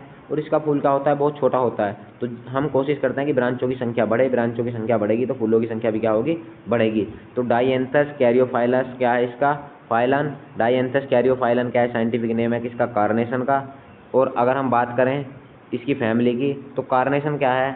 एक कैरियोफाइलेसी क्या है? इसकी फैमिली है। आपको ध्यान रखना है दोस्तों, कार्नेशन क्या एक तरीके का फूल है जो कि पॉली हाउस के अंदर ग्रो किया जाता है। अगर इसके ओरिजिन की बात करें तो यूरेशिया क्या है इसका ओरिजिन है, या फ्रांस भी बोल सकते हैं। क्रोमोजोम संख्या की बात करें तो 30 क्रोमोजोम संख्या इसके अंदर पाई जाती है। अगर बात करें कार्नेशन की, तो लंबे समय तक हम क्या कर सकते हैं? इसका भंडारण कर सकते हैं। विभिन्न रंगों में क्या आता है? कार्नेशन आता है, सफ़ेद भी आता है और कलरफुल रंगों में भी आता है। अगर इसके क्षेत्रफल की बात करें तो दोस्तों क्षेत्रफल मैंने आपको बताया कि ओपन में जरबेरा की या जितने भी प्रोटेक्टेड वाले फूल हैं उनकी खेती हम कहाँ कर सकते हैं? हिमाचल प्रदेश में कर सकते हैं। सोलन हिमाचल प्रदेश में है, मंडी कुल्लू ये हिमाचल प्रदेश में है, चंडीगढ़ लुधियाना आदि में हम क्या कर सकते हैं? इनकी खेती कर सकते हैं। लेकिन जम्मू कश्मीर और हिमाचल जहाँ टेम्परेचर ठंडा रहता है वहाँ ओपन में कर सकते हैं। लेकिन गुड़गांव, दिल्ली, पुणे, बेंगलोर में हम क्या करते हैं? प्रोटेक्टेड कल्टीवेशन में इसकी खेती करते हैं। अगर बात करें इसके जलवायु की, तो इसके अच्छे उत्पादन के लिए क्या करना चाहिए? खुले क्षेत्रों के दिन का क्या टेम्परेचर? दिन का टेम्परेचर 25 डिग्री सेल्सियस और रात का टेम्परेचर 10 डिग्री सेल्सियस होना चाहिए। अगर भूमि की बात करें तो सभी के लिए सेम है, 6.5 से 7.5 pH की भूमि हमें प्रयोग करनी चाहिए। जल निकास भी क्या होना चाहिए? अच्छा होना चाहिए, वरना दोस्तों जो भी फूलों वाले पौधे होते हैं उनमें जड़ गलन की समस्या बन जाती है। अगर इसकी किस्मों की बात करें तो लाल रंग की जो किस्में हैं वो है इम्पाला, नेशनल के बाद डाकर, मास्टर। गुलाबी की बात करें तो वोलोगना, पीले की बात करें पीटो, कोबरा। सफ़ेद की बात करें रोमा, जायंट। नारंगी की बात करें कैल्पिन। और पौधरोपण के समय की अगर हम बात करें तो ग्रीन हाउस में मैंने आपको बता दिया कि इसकी खेती कहाँ की जाती है? ग्रीन हाउस में की जाती है। ठीक है, तो वर्ष भर में हम क्या कर सकते हैं? कभी भी पॉली हाउस में इसे कल्टीवेट कर सकते हैं अगर हमारा कंट्रोल कंडीशन वाला पॉली हाउस होगा, यानी कि टेम्परेचर हम अगर उसमें क्या कर सकते हैं? मेंटेन कर सकते हैं। लेकिन उत्तर भारत में अगर बात करें तो सितंबर से नवंबर का महीना क्या रहता है? बेस्ट रहता है इसके प्लांटिंग के लिए। अगर इसकी सिंचाई की बात करें, किसकी बात करें? सिंचाई की, तो हमें क्या करना चाहिए? मोस्टली ड्रिप विधि का प्रयोग इसमें करना चाहिए, क्योंकि दोस्तों अधिक पानी देने से फूल की क्वालिटी क्या हो जाती है? ख़राब हो जाती है, इसका पौधा झुलसने लगता है। अगर इंटरकल्चर ऑपरेशन की बात करें, कौन कौन से इंटरकल्चर ऑपरेशन इसमें करने चाहिए, तो पहला होता है स्टॉकिंग। दोस्तों मैंने आपको बताया जो कार्नेशन होता है, जैसे हम उसका पौधा लगाते हैं तो उसमें एक ब्रांच निकलती है, फिर हम इसकी पिंचिंग कर लेते हैं, तोड़ देते हैं तो इससे 4 ब्रांच निकलती है, फिर क्या कर लेते हैं? उनकी पिंचिंग कर देते हैं, उससे 8 ब्रांच निकलती है। तो इस तरीके से बहुत सारी ब्रांच निकल जाती है। तो एक बार पौधा बहुत घना हो जाता है तो हमें क्या उसके सहारे की ज़रूरत पड़ती है। उसके बाद पिंचिंग क्या होता है दोस्तों? जब पौधे की ऊंचाई मैंने आपको बताया 12 से 15 सेंटीमीटर हो जाती है, ठीक है, और पत्तियां 6 से 7 जोड़े पत्तियों के हो जाएं, यानी कि 14 से 16 अगर पत्तियां उसमें आपकी में आ जाएं, तो हम क्या करते हैं? उसकी शीर्ष कलिका को क्या कर देते हैं? तोड़ देते हैं। शीर्ष कलिका को तोड़ देते हैं तो उसके आसपास से क्या निकल जाती है? बहुत सारी ब्रांच निकल जाती हैं, जिसे क्या बोलते हैं? पिंचिंग बोलते हैं। अब बात करते हैं एक इम्पोर्टेंट इंटरकल्चर ऑपरेशन है डिसबडिंग। क्या है? डिसबडिंग। तो डिसबडिंग क्या है दोस्तों? एक स्टैंडर्ड को मेंटेन करने की क्या है? इंपॉर्टेंट टेक्निक है। तो इसमें क्या करते हैं हम, जो शीर्ष कलिका होती है, यानी शीर्ष का मतलब होता है जो ऊपर आपकी कलिका लगती है उसे बढ़ने देते हैं, तथा उसके आसपास की जितनी भी छोटी छोटी कलिका होती हैं उन्हें क्या करते हैं, हटा देते हैं, जिससे क्या होगा, जो आपकी शीर्ष कलिका होगी उसकी क्वालिटी क्या हो जाएगी, बहुत ही अच्छी हो जाएगी। अब बात करते हैं डी सकरिंग की। किसकी बात करते हैं, डी सकरिंग की। तो डी सकरिंग क्या होता है, खुले स्थान पर 200 स्टैंडी या 250 से 500 स्प्रे कार्नेशन पुष्प प्रति वर्ग प्राप्त हो जाते हैं। दोस्तों अगर बात करें, देखिए डी सकरिंग भी एक इंपॉर्टेंट प्रैक्टिस है। अगर उपज की इसकी बात करें तो हमें क्या प्राप्त होता है, प्रति वर्ग मीटर। देखिए जरबेरा कितना प्राप्त हो रहा था, 125 से लगभग 225 किसमें, ओपन में, लेकिन 250 तक प्राप्त कितने में होते हैं, प्रति वर्ग मीटर में, प्रोटेक्टेड कल्टीवेशन में।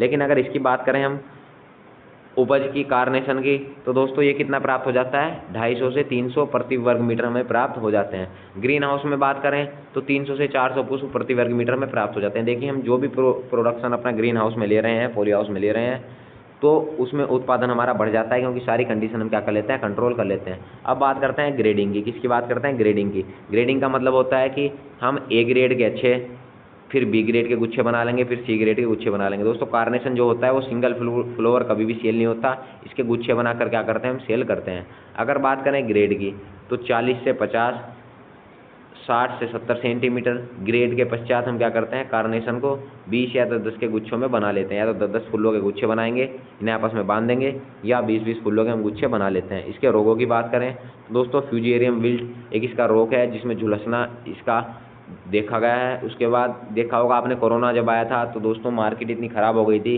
कि सारे पौधे से क्या हो गए थे, झुलसने लगे थे। कीट रोग इसमें इंपॉर्टेंट रोग है।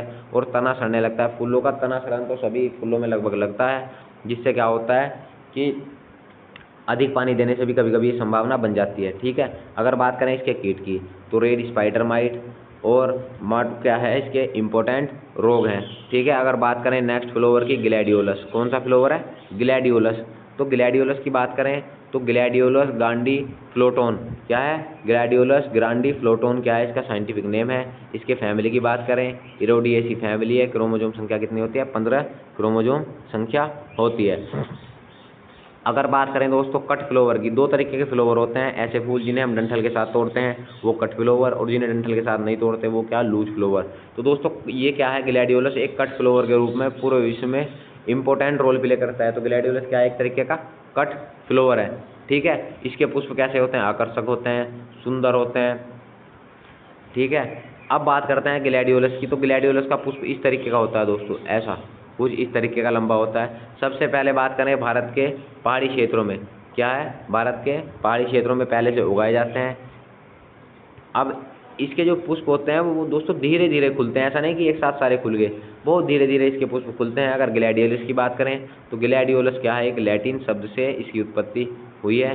ठीक है, जिसका अर्थ क्या होता है, तलवार। मैंने आपको बताया इस तरीके का फूल होता है, तो तलवार नुमा क्या होता है, इसका फूल होता है। ठीक है, इसकी पत्तियाँ कैसी होती है, तलवार जैसी होती हैं। अगर ग्लैडियोलस के उपयोग की बात करें, किसकी बात करें, उपयोग की, तो किनारों, क्यारियों, गमलों आदि में क्या कर सकते हैं, इसे लगा सकते हैं। अपने लैंडस्केपिंग गार्डन में इसे लगा सकते हैं। ठीक है, अगर इसके पुष्प डंडियों की बात करें तो गुलदस्ता बनाने के लिए, क्योंकि इसकी सीधी डंडी होती है, बनाने के लिए प्रयोग कर सकते हैं। ठीक है, अगर बात करें इसके क्षेत्रफल की, इसकी बात करें भारत में ग्लैडियोलस के क्षेत्रफल की, तो लगभग 1500 हेक्टेयर क्षेत्र में क्या की जाती है, ग्लैडियोलस की खेती की जाती है। इसकी खेती मुख्य रूप से पश्चिम बंगाल, नई दिल्ली, जम्मू कश्मीर, उत्तराखंड, महाराष्ट्र, तमिलनाडु, कर्नाटक, पंजाब, यूपी, हरियाणा आदि क्षेत्रों में कर सकते हैं। वानस्पतिक वर्गीकरण की इसकी बात करें तो ये क्या है, एक वर्षीय पौधा है। कैसा पौधा है, एक वर्षीय पौधा है, और मुलायम इसका शाखीय तना होता है। तना कैसा होता है, मुलायम और शाखीय होता है। ठीक है, अगर अंकुरण की बात करें तो अंकुरण 15 से 20 दिन में क्या हो जाता है, इसका अंकुरण आसानी से हो जाता है। अब ग्लैडियोलस के जलवायु की बात करें तो ग्लैडियोलस के लिए जो न्यूनतम टेम्परेचर है वो 16 डिग्री सेल्सियस होना चाहिए, और अधिकतम टेम्परेचर 25 से 30 डिग्री सेल्सियस होना चाहिए। अब सोइल की बात करें तो 5.5 से 6.5 pH इसके लिए चाहिए। दोस्तों इसका मतलब ये हल्की अम्लीय मिट्टी इसके लिए चाहिए ग्लैडियोलस की खेती के लिए, और भूमि ऐसी चाहिए जिसका जल निकास क्या हो, अच्छा हो, और दोमट मिट्टी तो सभी के लिए हम क्या कर सकते हैं, प्रयोग कर सकते हैं। अब इसकी प्रजातियों की बात करें, ग्लैडियोलस की प्रजातियों की, तो सिंप्लिसिटी इसकी प्रजाति है। उसके अलावा अगर हम बात करें तो व्हाइट वंडर इसकी प्रजाति है, सुपर स्टार भी क्या है इसकी प्रजाति है। ये क्रीम कलर की प्रजातियां हैं। उसके बाद ये पीले रंग की प्रजातियां हैं। सभी गुलाबी रंग की प्रजातियाँ हैं, तो एक दो आपको याद कर लेना है। अगर इसके बीज की बुआई की बात करें, किसकी बात करें, बीज के बुआई के समय की, तो बीज के समय क्या होनी चाहिए, तो खेत में पर्याप्त नमी होनी चाहिए, ठीक है, और 5 से 7 सेंटीमीटर गहरे कंदों को क्या करना चाहिए, बोना चाहिए। यानी कंद इसके क्या दोस्तों, बल्ब द्वारा क्या करते हैं हम इसे ग्रो करते हैं। इसका बीज क्या है, बल्ब है, तो जो बल्बों को लगाना चाहिए 5 से 7 सेंटीमीटर गहराई पर हमें लगाना चाहिए। बीज की मात्रा की अगर बात करें, तो बीज का जो अंतराल है वो 30 गुना 20 सेंटीमीटर पर लगाना चाहिए। यानी कि पंक्ति से पंक्ति की दूरी 30 सेंटीमीटर और पौध से बल्ब की दूरी 20 सेंटीमीटर हमें लगानी चाहिए। अगर 1 एकड़ की बात करें तो 60,000 बल्ब हमें इसके लिए क्या है, आवश्यकता होती है, ठीक है। यदि संसाधन बुआई की बात करें तो 80,000 से 1 लाख कंद हमें क्या पड़ सकती है, आवश्यकता पड़ सकती है। मतलब कि 60,000 तो हमने लगाए, लेकिन अगर हम क्या कर रहे हैं, पास पास लगा रहे हैं, तो 80,000 से 1 लाख कंदों की हमें क्या पड़ सकती है, आवश्यकता पड़ सकती है। तो कंद लगाने से पहले सबसे पहले हम क्या करेंगे, इसका बीज का उपचार करेंगे, जिससे कि कोई बीमारी ना हो। दोस्तों जितने भी फूल वाले पौधे होते हैं, इनका जो बीज होता है वो काफ़ी महंगा होता है और सेंसिटिव होता है, यानी रोग और बीमारियों को जल्दी क्या कर लेता है, पकड़ लेता है। तो हम क्या करेंगे, 2 ग्राम कार्बनडाजिम का क्या बना लेंगे, घोल बना लेंगे, और घोल बनाकर क्या करेंगे, आधे घंटे तक उसमें डुबो कर रख देंगे, जिससे क्या होगा, कोई फंगस वाली बीमारी होगी तो वो नष्ट हो जाएगी। सिंचाई की बात करें तो लगाने के तुरंत बाद एक हल्की सिंचाई हमें कर देनी चाहिए, लेकिन इसके अंदर क्या होना चाहिए दोस्तों, जल का रुकाव नहीं होना चाहिए। जल अगर इसकी जड़ों में रुकेगा, जल का निकास की व्यवस्था पूरी होनी चाहिए, जल रुकेगा तो इसका कंद क्या होगा, सड़ना स्टार्ट हो जाएगा। मिट्टी की बात करें, बलुई दोमट मृदा में 7 से 10 दिन के अंतराल पर क्या होती है, सिंचाई की आवश्यकता पड़ती है। अगर ग्लैडियोलस की बात करें मिट्टी चढ़ाने की, दोस्तों देखिए एक अर्थिंग अप की क्रिया होती है, ये क्या है, इंपॉर्टेंट रोल प्ले करती है। जैसे पिंचिंग थी, किसमें थी, कार्नेशन में थी। इस सहारा देना किसमें था, कार्नेशन में था। उसी तरीके से मिट्टी चढ़ाना ग्लैडियोलस में क्या है, एक महत्वपूर्ण क्रिया है। जब 3 से 5 पत्ती ग्लैडियोलस में आपकी आ जाएं तो हमें क्या करना चाहिए, इसकी जड़ों के आसपास मिट्टी चढ़ानी चाहिए। अब बात करते हैं स्टेकिंग की। तो स्टेकिंग क्या होता है दोस्तों, ग्लैडियोलस की लंबी डंडियों वाली प्रजातियों की खेती खुले मैदानों में करने पर अधिक वजन के कारण गिरने की समस्या आती है। इन्हें सहारा देने की क्रिया क्या कहलाती है, स्टेकिंग कहलाती है। दोस्तों स्टेकिंग किस में थी, कार्नेशन में भी थी, और स्टेकिंग किस में है, आपकी जो लंबी डंडियों वाली आपकी ग्लैडियोलस है उसमें भी स्टेकिंग की क्रिया की जाती है। अगर बात करें इसके भंडारण की, किसकी बात करें, भंडारण की, तो इसका भंडारण टेम्परेचर 1 से 2 डिग्री सेल्सियस होता है। और अगर उपज की हम बात करें, ठीक है, तो एक कंद से दोस्तों एक ही पौधा तैयार होता है। क्या होता है, एक कंद से एक ही पौधा तैयार होता है। लगभग 10 से 15% कंदों में 2 पौधे भी कभी कभी बन जाते हैं, वरना मोस्टली संभावना रहती है कि एक कंद से एक ही पौधा बनता है। अगर बात करें प्रति एकड़ की, तो 60,000 कंद प्रति एकड़ क्या करते हैं, बुआई करते हैं। अगर बात करें 70, मोस्टली हम घना यानी कि सघन इसकी खेती कर रहे हैं, लगा रहे हैं पास पास, तो 70,000 से 75,000 पुष्प की डंडियाँ हमें प्रति एकड़ प्राप्त हो जाती हैं, ठीक है। अगर बात करें इसके रोग कीट की, इसकी बात करें रोग कीट की, तो इसका जो रोग है वो दोस्तों क्या है, फ्यूजेरियम रोट। क्या है, फ्यूजेरियम रोट। ये क्या है, कवक द्वारा होता है। दूसरा जो रोग है कंद सड़न। दोस्तों कंद सड़न एक इसकी बीमारी है, क्योंकि कंद से क्या होता है, इसका प्रोपोगेशन होता है, प्रवर्धन होता है। लेकिन सबसे बड़ी समस्या ये है, अगर जल का भराव होगा तो भी इसका कंद सड़ने लगेगा, बहुत सारे फंगस इसमें लग जाएंगे, जैसे फ्यूजेरियम ऑक्सीस्कोरम। आपको केवल एक याद कर लेना है। इसके कीट की बात करें तो माहू थ्रिप्स क्या है, इसके इंपॉर्टेंट कीट हैं। इसके बाद अगर बात करें हम किसकी, ट्यूबरोज व रजनीगंधा की। अगली क्रॉप की बात करते हैं हम ट्यूबरोज और रजनीगंधा की। तो दोस्तों ट्यूबरोज क्या है, ये रजनीगंधा गुटका वाला नहीं है, ये रजनीगंधा है आपका फ्लोवर। दोस्तों अगर बात करें इसकी रजनीगंधा की, तो इसका बॉटनिकल नेम क्या है, पोलिएंथस ट्यूबरोजा। क्या है, पोलिएंथस ट्यूबरोजा। और अमेरिलिडेसी क्या है, इसकी फैमिली है। इसके जन्म स्थान की बात करें तो ट्यूबरोज रजनीगंधा का जो जन्म स्थान है वो क्या है, मैक्सिको। दोस्तों इसमें गंध खुशबू बहुत मस्त आती है, आप आगे पढ़ोगे तो आपको मैं पूरा समझा दूंगा। अगर रजनीगंधा की बात करें तो रजनीगंधा के 2 कॉमन नेम हैं, जिसे गुल चरी के नाम से जाना जाता है और गुल सब्बो के नाम से भी जाना जाता है, ठीक है। अगर इसकी प्रजातियों की बात करें तो एक तो इंडिकस ट्यूबरोसम फ्लोरा, ये क्या है, भारतीय रजनीगंधा है। कौन सा, इंडिकस ट्यूबरोसम फ्लोरा, ठीक है, ये भारतीय रजनीगंधा है। और जिसकी स्पेसीज प्लेना है वो क्या है, डंबल रजनीगंधा है। कैसा है, डंबल रजनीगंधा है। अगर रजनीगंधा के उपयोग की बात करें तो रजनीगंधा से हम क्या क्या बना सकते हैं, सुंदर मालाएं बना सकते हैं, बुके बना सकते हैं, बुके मतलब फूलों का एक गुच्छा बना सकते हैं, ठीक है।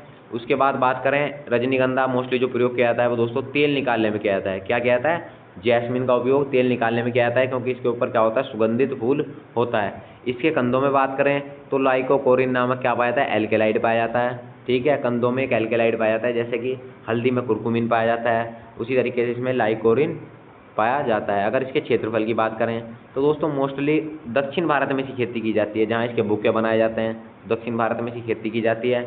अगर विदेशों में बात करें तो संयुक्त राज्य अमेरिका और फ्रांस में इसकी बड़ी मात्रा में क्या किया जाती है, खेती की जाती है। अगर इसके वानस्पतिक विवरण की बात करें तो दोस्तों अर्धकाष्ठीय क्या होता है, इसका तना होता है और बहुवर्षीय तना होता है। ठीक है, जैसे आपका ग्लैड था तो ग्लैडियोलस 1 वर्षीय था, लेकिन अगर हम इसकी बात करें रजनीगंधा क्या है, बहुवर्षीय है, क्योंकि पेड़ जैसा इसका क्या होता है, पौधा होता है और छोटे छोटे फूल इसके ऊपर लगते हैं। ठीक है, अगर बात करें इसकी जलवायु की तो गर्म व नम जलवायु का क्या है, ये पसंद करता है। ठीक है, इसके लिए टेम्परेचर 16 से 30 डिग्री सेल्सियस टेम्परेचर होना चाहिए। भूमि की बात करें तो दोमट बलुई दोमट भूमि होनी चाहिए, जिसका पीएच क्या हो 5.5 से 7.5 हो। पीएच दोस्तों सभी का सेम रहेगा। उसके बाद बात करें किस्मों की, दोस्तों 2 तरीके की क्या पाई जाती हैं, इसमें किस्में पाई जाती हैं, एक तो सिंगल किस्में और डबल किस्में। सिंगल किस्मों की बात करें, इन किस्मों का प्रयोग ज़्यादातर इत्र निर्माण में किया जाता है। किसके निर्माण में किया जाता है, यानी कि जो आपका परफ्यूम बनता है, परफ्यूम के निर्माण में सिंगल वाले प्रयोग किया जाता है। इसकी जो इंपॉर्टेंट वैरायटी है दोस्तों रजत रेखा, ये बहुत ज़्यादा कंपटीशन में पूछी जाती है। रजत रेखा वैरायटी है सिंगल स्टेम। और इसके बाद हैदराबाद, सिंगल, कलकत्ता, ये क्या है कि सिंगल ब्रांच वैरायटी हैं। तो इनका उपयोग जो भी हम करते हैं वो किसके लिए करते हैं, इत्र बनाने के लिए। अब डबल ब्रांच जो इसकी वैरायटी हैं उनका उपयोग किस लिए करते हैं, मालाएं बुके बनाने में। तो इसकी जो वैरायटी है हैदराबाद डबल, कलकत्ता डबल, वैभव, ये क्या है इसकी स्वर्ण रेखा, उसमें रजत रेखा थी और डबल वाले में क्या है स्वर्ण रेखा, इसकी इंपॉर्टेंट वैरायटी है। अगर इसकी बात करें तो इसका जो प्रोपोगेशन होता है वो दोस्तों किसके द्वारा होता है, कंदों द्वारा। कंदों द्वारा होता है। लगभग 1 लाख से 1.5 लाख क्या लग जाते हैं, कंद की आवश्यकता हमें पड़ती है। खाद उर्वरक की बात करें तो सिंगल सुपर फास्फेट, म्यूरेट और पोटास लगभग 80 ग्राम की मात्रा प्रति वर्ग मीटर के हिसाब से हमें क्या करनी चाहिए, रोपाई से पूर्व प्रयोग करनी चाहिए। सिंचाई की बात करें तो 6 से 7 दिनों में गर्मी में क्या करते हैं, सिंचाई करते हैं, और जाड़ों में 10 से 15 दिन में सिंचाई करते हैं। अब इसके ग्रेडिंग पैकेजिंग की बात करें तो दोस्तों पुष्प की जो डंडिया की लंबाई होती है, फूलों की संरचना, पुष्प के डंडी के ऊपर लगे फूलों के क्षेत्र की लंबाई के अनुसार क्या कर देते हैं, छांट कर अलग कर लेते हैं, तब बंडल बना लेते हैं।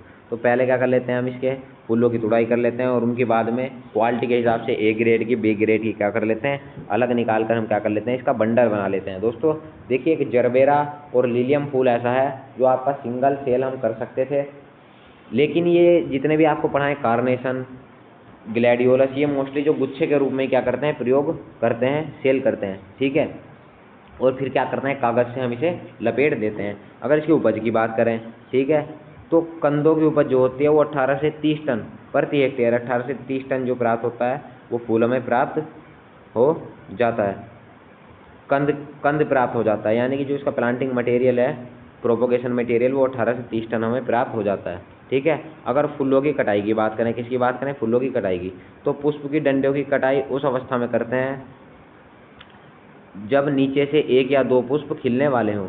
ठीक है, तो उस पर क्या करते हैं, मान लो कोई आपकी शाखा है, उस पर डंडी पर नीचे वाले 1-2 पुष्प खिल गए और ऊपर वाले खिलने वाले हैं, तो हम क्या करते हैं, तब उसकी तुड़ाई कर लेते हैं। रोग की बात करें, तना विगलन इसका रोग है। पुष्प कलिका का सड़न रोग क्या है, इसका इंपॉर्टेंट रोग है। कीट की बात करें, माहू, चेपा, हरा तेला जिसे बोलते हैं, और थ्रिप्स भी क्या है, इंपॉर्टेंट रोग इसका कीट है। ये नीचे वाले 2 कीट हैं, ऊपर वाले क्या हैं, डिजीज हैं। अब बात करते हैं हम अगली जो क्रॉप है दोस्तों वो क्या है, गुलदाउदी। तो गुलदाउदी की अगर बात करें साइंटिफिक नेम की तो डेंड्रा ये ग्रैंडीफ्लोरा क्या है, इसका साइंटिफिक नेम है। अगर फैमिली की बात करें, कंपोजिटी, जरबेरा की फैमिली भी थी, इसे एस्टरेसी भी बोलते हैं, और इसकी फैमिली भी क्या है, कंपोजिटी एस्टरेसी। इसके ओरिजिन प्लेस की बात करें तो ओरिजिन प्लेस क्या है, इसका चाइना है। अगर इसके उपयोग की बात करें, क्राइसैंथेमम की, गुलदाउदी के उपयोग की बात करें तो इसे क्या करते हैं, क्यारी व गमलों के रूप में सुंदरता बढ़ाने के लिए प्रयोग किया जाता है। ठीक है, इसे क्या कहा जाता है, इसके फूलों को पूजा के रूप में प्रयोग किया जाता है। माला गजरा आदि बनाने के लिए भी इसे प्रयोग करते हैं। इसके वानस्पतिक विवरण की बात करें तो ये भी क्या है दोस्तों, एक बहुवर्षीय पौधा है। ठीक है, और 50 से 150 सेंटीमीटर ऊंचाई इसकी होती है। ठीक है, इसके फूल बात करें तो सफ़ेद, पीले, गुलाबी रंग के इसके फूल पाए जाते हैं। भूमि की बात करें तो बलुई दोमट और दोमट मिट्टी क्या होती है, इसके लिए उपयुक्त होती है। मृदा पीएच की बात करें तो 6.5 पीएच इसके लिए उपयुक्त होता है। अगर इसकी प्रजातियों की बात करें तो इसकी प्रजाति क्या है कि बीरबल सानी इसकी इंपॉर्टेंट वैरायटी है। शांति, संभावना, वाइट रेगडे, पंकज और विद्या इसकी इंपॉर्टेंट वैरायटी है। अगर संकर वैरायटी की बात करें तो कीर्ति जो एंजिला और GP1 के क्रॉस से बनी है।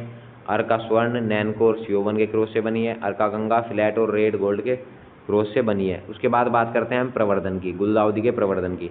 तो इसका वानस्पतिक प्रवर्धन जो किया जाता है वो किसके द्वारा कहता है, रूट सकर्स के द्वारा। किसके द्वारा, रूट सकर्स के द्वारा इसका वानस्पतिक प्रवर्धन हम करते हैं, ठीक है। तथा शीर्ष कलम कटिंग के द्वारा भी हम इसका प्रवर्धन कर सकते हैं। अगर इसके रोपाई की बात करें तो दोस्तों जुलाई के अंतिम सप्ताह में से सितंबर तक क्या कर सकते हैं, हम इसकी रोपाई कर सकते हैं। अगर रोपण दूरी की बात करें तो पंक्ति से पंक्ति की दूरी 30 सेंटीमीटर और पौध से पौध की दूरी भी 30 सेंटीमीटर हम रखते हैं। अगर गुलदाउदी में खाद उर्वरक की बात करें तो 40 kilogram nitrogen, 160 kilogram phosphorus, 80 kilogram potash प्रति हेक्टेयर की दर से हम प्रयोग करते हैं। अगर सिंचाई की बात करें तो आवश्यकता अनुसार हम क्या कर सकते हैं, सिंचाई कर सकते हैं। हम बात करें खरपतवार प्रबंधन की तो अच्छे प्रबंधन के लिए हमें 2 से 3 बार क्या करना चाहिए, निकाई गुड़ाई इसमें करनी चाहिए। अब एक इम्पोर्टेंट टॉपिक आते हैं इसमें किए जाने वाले कार्य। तो हमें क्या करना चाहिए, मुख्य तने से क्या करना चाहिए, 1.5 से 3 सेंटीमीटर लंबाई में क्या करते हैं, तोड़ देते हैं, यानी इसमें पिंचिंग कर देते हैं। इस प्रक्रिया को क्या बोलते हैं, पिंचिंग बोलते हैं, जिससे कि फूलों की संख्या बढ़ जाती है, ब्रांचों की संख्या बढ़ जाती है। पिंचिंग करने से किनारों की शाखाओं के बाद में जाने से छोटे छोटे पुष्पों की पैदावार बढ़ जाती है। दोस्तों देखिए पिंचिंग मैं आपको समझा देता हूँ। पिंचिंग क्या होती है, मान लो ये आपका पुष्प है, आपने मेन यहाँ से क्या हुआ, मेन फूल को तोड़ दिया तो यहाँ से बहुत सारी ब्रांच निकलेंगी, उन पर छोटे छोटे फूल आएंगे। यानी कि मेन टर्मिनल बड को तोड़ देना जिससे कि नंबर ऑफ ब्रांच बढ़ जाए, नंबर ऑफ ब्रांच बढ़ेंगी तो नंबर ऑफ फूल भी आपके बढ़ जाएंगे। अगर बात करें किसके, फूलों की कटाई की, किसकी बात करें, फूलों की कटाई की, तो तने को भूमि से लगभग 10 सेंटीमीटर की ऊंचाई पर क्या करना चाहिए, काटना चाहिए। गुलदाउदी की अगर बात करें, गुलदाउदी से 20 से 25 टन फल हमें क्या होते हैं, फूल इसके प्राप्त होते हैं, 20 से 25 टन फूल हमें प्राप्त होते हैं। रोग की बात करें, leaf spot, rust, powdery mildew और पुष्प सड़न क्या है इसके इंपॉर्टेंट रोग हैं। कीट की अगर बात करें तो माहू, लाल चेपवादार सुंडी क्या है इसके इंपॉर्टेंट कीट हैं। अब दोस्तों अगली फसल की अगर हम बात करें तो मैरीगोल्ड और जैस्मिन। आपके सिलेबस में 2 क्रॉप ऐसी हैं जो ओपन के रूप में क्या कर जाती हैं, यानी कि ओपन रूप में बड़ी मात्रा में इसका उत्पादन किया जाता है। तो दोस्तों अगर बात करें गेंदा की पहले तो टेजेटस स्पेसीज क्या है इसका साइंटिफिक नेम है। कोई भी अगर क्रॉप होती है तो उसका जो पहला अक्षर होता है वो क्या होता है, जीनस, क्या होता है जीनस, और लास्ट वाला क्या होता है स्पेसीज। तो टेगेटस स्पेसीज का मतलब बहुत सारी प्रजातियाँ इसकी पाई जाती हैं। टेगेटस तो सेम रहेगा लेकिन स्पेसीज क्या हो जाएगी, चेम हो जाएगी। इसके फैमिली की बात करें तो कंपोजिटिव फैमिली किसकी है, गेंदा की, जिसे एस्टेरेसे भी बोलते हैं। कंपोजिटिव फैमिली सूरजमुखी की भी है, कंपोजिटिव फैमिली जरबेरा की भी है, ठीक है। अगर ओरिजिन प्लेस की बात करें तो गेंदा का ओरिजिन प्लेस कहाँ है, मैक्सिको है। अगर गेंदा के पुष्प की बात करें तो वैज्ञानिक नाम टेगेटस है। ये एक गंधर्व तेजस नाम पर पड़ा, किसके नाम पर पड़ा, गंधर्व तेजस के नाम पर इसका नाम टेजेटस पड़ा। अगर उपयोग की बात करें तो सजावट के लिए, पूजा के लिए, गमलों के लिए, माला के लिए इसका प्रयोग किया जाता है। अब हम इसके किसकी बात करें, क्लासिफिकेशन की, कौन कौन से गेंदा पाए जाते हैं। तो पहला गेंदा जो पाया जाता है वो पाया जाता है टेगेटस इरेक्टा, जिसे क्या बोलते हैं, अफ्रीकन गेंदा बोलते हैं, ठीक है। क्या बोलते हैं, अफ्रीकन गेंदा बोलते हैं। दोस्तों इसका पुष्प जो होता है वो नारंगी रंग का होता है, सुनहरा पीला होता है, और इसका पौधा क्या होता है, लंबाई में 1 से 1.5 मीटर की ऊंचाई का होता है, ठीक है। दूसरा बात करें टेगेटस पोटुला, जिसे क्या बोलते हैं, फ्रेंच गेंदा बोलते हैं। ये क्या होता है, 1 वर्षीय होता है, कैसा होता है, 1 वर्षीय होता है, और इसकी जो ऊंचाई होती है वो 50 सेंटीमीटर तक होती है। तो दोस्तों जो अफ्रीकन गेंदा होता है वो आपका बड़ा होता है, उसकी साइज़ बड़ी होती है, 1 से 1.5 मीटर की ऊंचाई तक जाता है। लेकिन टेगेटस पाटुला छोटा गेंदा होता है, इसका पुष्प कैसा होता है, पीले से लाल रंग का होता है, और 50 सेंटीमीटर तक की क्या होती है, ऊंचाई होती है। इसका पौधा क्या होता है, छोटा होता है। अगर गेंदे की जलवायु की बात करें, ठीक है, तो ये दोस्तों वर्ष भर क्या हो सकता है, ग्रो हो सकता है, लेकिन 14.5 से 20.5 डिग्री सेल्सियस टेम्परेचर क्या है इसके लिए बेस्ट रहता है। भूमि की बात करें तो ये सभी प्रकार की भूमि में उगाया जा सकता है, लगभग पूरे वर्ष भर इसे उगा सकते हैं। लेकिन जल निकास की प्रॉपर व्यवस्था खेत में होनी चाहिए, वरना क्या हो जाती है, इसमें समस्या बन जाती है। पीएच की बात करें तो 7.5 पीएच, 7 से 7.5 पीएच क्या होनी चाहिए, भूमि का होना चाहिए। अगर बात करें हम इसकी प्रजातियों की, जो टेगेटस इरेक्टा है उसकी प्रजाति है पूसा बसंती, पूसा नारंगी, 2 इंपॉर्टेंट वैरायटी है। टेगेटस पाटुला यानी छोटा जो गेंदा होता है जिसका 50 सेंटीमीटर तक क्या होती है, हाइट होती है, उसकी जो प्रजातियां हैं वो हैं आपकी ब्रोकेडे, रेस्टिरेड, ठीक है। अब बात करें टेजिटेस ट्यूनिफोलिया, तो लुलू, पुमिला, ये क्या है, टेजिटस ट्यूनिफोलिया की प्रजातियां हैं। अगर बीज की मात्रा की बात करें गेंदा की, तो जो सीड रेट होता है वो 1.5 किलोग्राम सीड रेट होता है पर हेक्टेयर। इसकी रोपाई की बात करें तो जो अफ्रीकन बड़ा गेंदा होता है उसकी पंक्ति से पंक्ति की दूरी 40 सेंटीमीटर और पोध से पोध की दूरी 30 सेंटीमीटर। जो फ्रेंच गेंदा होता है उसकी पोध से पोध की दूरी 20 सेंटीमीटर और पंक्ति से पंक्ति की दूरी भी 20 सेंटीमीटर रखते हैं। सिंचाई की अगर बात करें तो 10 से 15 दिन के अंतराल पर हम जाड़ों में सिंचाई करते हैं और गर्मी में 4 से 5 दिन के अंतराल पर सिंचाई करते हैं। दोस्तों पिंचिंग क्या है कि इसमें इंपॉर्टेंट रोल प्ले करती है। पिंचिंग का मतलब क्या होता है, अगर किसी भी शाखा को हम तोड़ देते हैं तो उसके आसपास से बहुत सारी शाखाएं निकल जाती हैं। मतलब शाखाओं की संख्या बढ़ाना, नंबर ऑफ शाखाएं में वृद्धि करना। नंबर ऑफ शाखाएं बढ़ाएंगे तो नंबर ऑफ फ्लावर भी हमारे बढ़ जाएंगे। तो अगर बात करें नंबर ऑफ फ्लावर की, तो बीज उत्पादन के लिए हम क्या करते हैं, बीज उत्पादन जो इससे होता है तो वो जो अफ्रीकन बड़ा गेंदा होता है तो 300 से 375 किलोग्राम बीज प्राप्त होता है। जो छोटा गेंदा होता है उसमें 1000 से 1200 किलोग्राम बीज हमें प्राप्त होता है।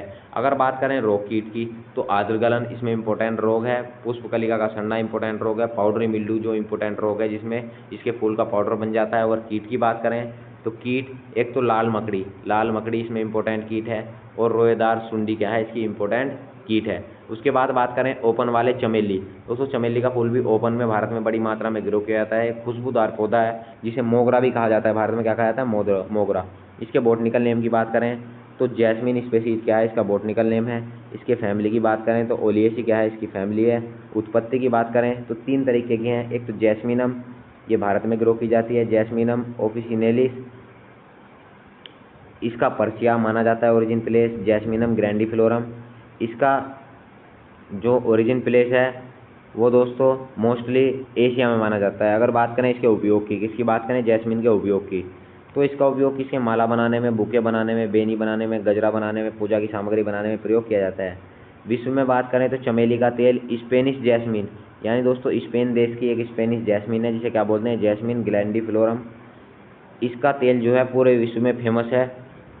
अगर बात करें वानस्पतिक विवरण की तो ये क्या है कि झाड़ीनुमा पौधा है। कैसा पौधा है, झाड़ीनुमा पौधा है जो कि सदाबहारी होता है। वर्ष भर इस पर पत्ते बने रहते हैं तथा पर्णपाती रूप में भी कभी कभी आ जाता है। अपने पत्ते वर्ष में गिरा भी देता है, लेकिन सदाबहारी रूप में भी आता है। कुछ प्रजातियां सदाबहारी होते हैं, कुछ क्या होते हैं, पर्णपाती होती हैं।